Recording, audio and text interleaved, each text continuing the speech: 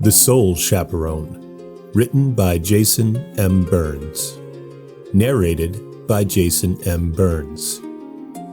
Season 1, A Tough Nut to Crack. Episode 14, Bully Bros. It's sometime after 1 a.m., but the exact tick of the clock isn't clear to me. I just know that the musky moose ushers everyone out the door at around that time, and because I'm stumbling along on Route 16 instead of posting up on my favorite stool, I have to assume we are well beyond last call. I'm not positive on just how many drinks I had, but I'm pretty sure Madame Baquita lapped me. That woman is a real brain twister. A riddle wrapped in a mystery, dipped in melted enigma, and sprinkled with tiny candy-coated question marks. I thought she hated me, but there she was, tipping them back with me until the tipping stopped. She even laughed at a few of my jokes. Dare I say it? Are we friends now? A car speeds past me. One of the teenagers inside hangs out of the passenger window and hurls a half-empty fast food cup at my back. The cover bursts off when it hits me between my shoulder blades, drenching me with what smells like watered-down cola. The teenager cackles and shouts a few unfamiliar insults, which I will have to cross-reference on Urban Dictionary to confirm just how insulting they are. I decide not to volley my own insults back. Life will cut the entire lot of them down in a few years more than I ever could. Growing up does that to all of us. That and they're already out of sight by the time I think up a comeback worth yelling.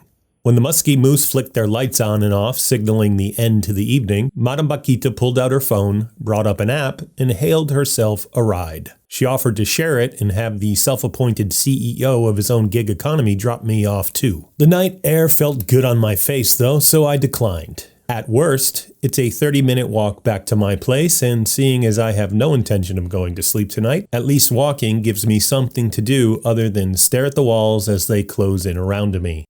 I hear the roaring of a 600-horsepower engine barreling up the road behind me. It gets louder and louder until I feel the current kicked up by the semi-truck suck me in like an unrelenting undertow. The mirror hanging off the passenger side of the cab nearly clips my cranium, and as the 18-wheeler speeds past me, I am spun around in its wake. I land on my ass 6 or 7 feet from the rumble strip. I'm in a cluster of wild-growing milkweed in full sinus-infiltrating bloom. I start sneezing instantly. I'm confused by the sudden spotlight. I pick myself up and stumble out of the milkweed. I have to shield my eyes from what seems to be 2 unnaturally bright headlights. The driver's door opens and out leans a beefy silhouette. The hulking shadow, more man than spagoy, hails me over. "Jesus H. Christ," the bassy voice of Rod the Ranger declares from the opening of his Ranger mobile. "Just when I thought you couldn't get any more self-destructive, here you are proving me wrong." I use both hands to deliver a double-barreled flock of birds, 2 chirpy middle fingers, to Rod the Ranger as he climbs down from out of his Jeep. He ignores the gesture and comes up alongside me, bracing my wobbly body. "You're out of your mind walking down this way at this time of night," he says, ushering me toward the Jeep. "That truck just about took you out." I pull away from him and fall to the ground, scraping my hands up in the process. "Go after him for speeding then, instead of busting those who like being a good-time man like me." Rod the Ranger helps me to my feet. "First of all, I'm a park ranger. Speeding truckers ain't my jurisdiction, jagoff. Secondly, if this was your idea of a good time, you're in sorrier shape than I thought." He leads me to the passenger side of the Jeep and opens the door. I try to peel away, but Rod the Ranger is too strong. He picks me up like a flailing kitten and places me on the seat, securing me in place with the safety belt. In my drunken state, I can't figure out how to unfasten the belt, and I surrender my efforts by the time the passenger door is slammed shut. I take in my surroundings as Rod the Ranger makes his way around to the driver's side of the Jeep. Refusing to enter the digital age, my boyhood bully has immersed himself in a bubble of compact discs. I rifle through the mostly angry male musical selections. There's everything from Godsmack to Korn, but it's James Taylor's greatest hits collection that actually hits as the biggest surprise. I guess even a raging Rod needs to wind down from time to time. The air inside the Jeep shifts dramatically as Rod the Ranger climbs in and pulls the door closed behind him. The dank jet stream inside the cab carries with it a smattering of homemade jerky and gun oil, which causes my booze-filled stomach to turn. I roll down the window for reprieve.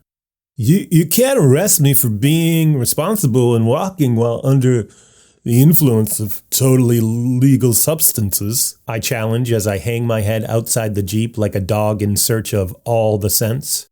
Rod the Ranger pulls the Jeep onto the road and drives off in the direction I was originally headed. Seriously, do you not know what a park ranger does? I'm not arresting you, nor could I if I wanted to. I'm giving you a ride home so you don't die out on Route 16.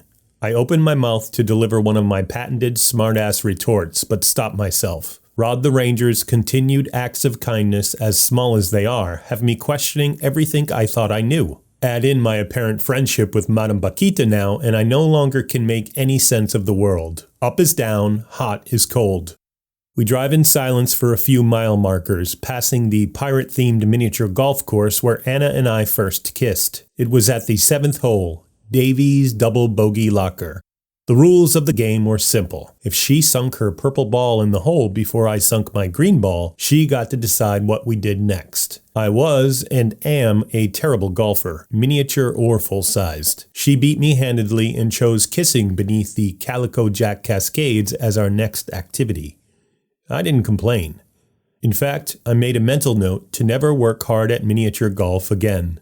You were right, Rod the Ranger says, pulling me out of my memory, for which I am promptly bitter. About you being a rod? I ask scathingly. So much for my smartass ceasefire. Probably about that, he responds, acknowledging that the nickname I gave him years ago was justified. But definitely about my accident scene being a crime scene. The victim's brother-in-law broke down right after you ran off and he confessed to the murder. Rod the Ranger takes his eyes off of the road and looks at me seriously. How did you know that? I shrink back from the fresh air of the open window and stare at Rod the Ranger. In my best impression of Haley Joel Osment, I answer his question. I see peeps who are dead. I pause and consider my miscalculation of the famous movie quote. Instead of correcting myself, I get defensive. I'm paraphrasing. Rod the Ranger rolls his eyes and returns them to the passing pavement ahead of us. We pull off of Route 16 and onto a smaller county road that leads through the mountains towards my house. That's how I knew, I continue unsolicited. Stanley told me. Rod the Ranger's head pivots in my direction once again. I never told you the victim's name. I release a roar of frustration that I let linger in the Jeep until I am out of breath and need to inhale. The deep drag brings back the balm of jerky, venison if I'm not mistaken, and I have to duck my head out of the window for another stretch of meatless air. I'm a stole chaperone, I yell as the wind rushing around the speeding Jeep crashes into my face and causes my jowls to jiggle. I literally escort dead people from here to, well, wherever.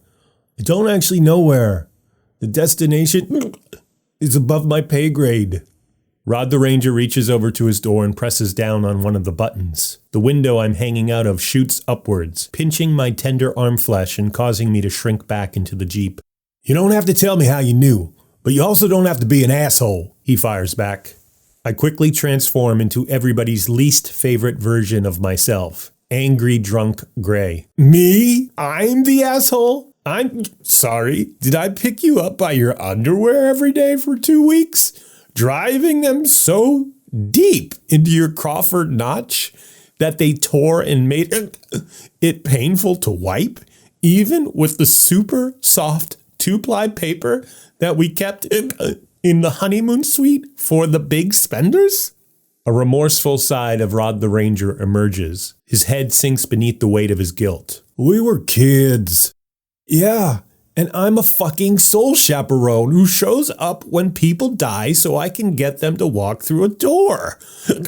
And other than losing the love of my life and everything worth living for, things were going pretty good until Goy showed up and started fucking up my pumpkin patch. Of course, I'm not supposed to tell anybody this, but a man can't chaperone himself. And with my ticket already punched, I could give two shits how Red Tot's face gets when he finds out my loose lips are the ones sinking ships, especially when he apparently doesn't play by the rules either. My tirade is forced into an intermission so that I can take a breath.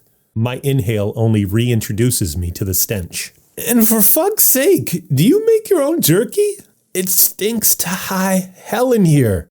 With his eyes fixed on the road, Rod the Ranger's expression is as stiff as the dried deer meat he presumably likes to snack on. You're crazy. I sink into the passenger seat, surrendering my story.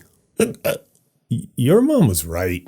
You could never accept what you can't see. What did you say? He says angrily. I turn to Rod the Ranger, allowing my tone to soften. This entire region is my beat. When she passed, I was there. Don't. His jaw pulses. She asked if I could pass along a message to you because she knew we were friends. I didn't have the heart to tell her that you tormented me every miserable moment of my childhood. Rod the Ranger's cheeks turn flush. Please stop before you take this too far. I'm not allowed to be a messenger, I continue. It's against the rules. There's so many fucking rules. Whatever they say to me has to stay with me, which frankly is a lot of weight to carry, but whatever. I guess I'm supposed to shoulder it all for a time? I thought we lived in the age of self-care. But no, I had to tell your mom what I tell everyone, which is that my hands are tied and I can't deliver shit. And she said it was probably for the best. Rod the Ranger becomes enraged. He reaches over and grabs a handful of my shirt sleeve, unintentionally releasing my safety belt in the process. His foot, fueled by fury, presses down on the gas pedal. I told you to stop! She said, my little warrior fights everything, even the truth. I feel the grip on my sleeve loosen. He wouldn't be able to process a second goodbye. Rod the Ranger's rage leaks from his body like the air from a punctured bike tire. He turns to me, his expression as stainless as steel. Only Mom ever called me Little Warrior. Only she knew about the nickname. I want to say, I told you so, but his sadness prevents me. Instead, I turn away from him, look out through the windshield, and spot something crouched down in our lane. As we speed closer to it, I realize what it is only after it's too late. Squirrel! I scream, yanking Rod the Ranger from his heartache. His eyes shift back to the road. His body tenses as he observes the critter staring down the Jeep in a game of chicken that it will surely lose. Rod instinctively tugs down on the steering wheel, jerking the Jeep to the right. As I watch the oncoming guardrail close in on us, I catch the squirrel in my peripheral, still standing in the road but now looking a bit more repentant than it had looked only a moment ago. The sound the Jeep makes when it hits the guardrail punishes my ears, but it compares little to the physical suffering my body experiences when I exit the vehicle through the windshield. Thank you and good night. Thank you for listening. For more information, visit thesoulchaperone.com.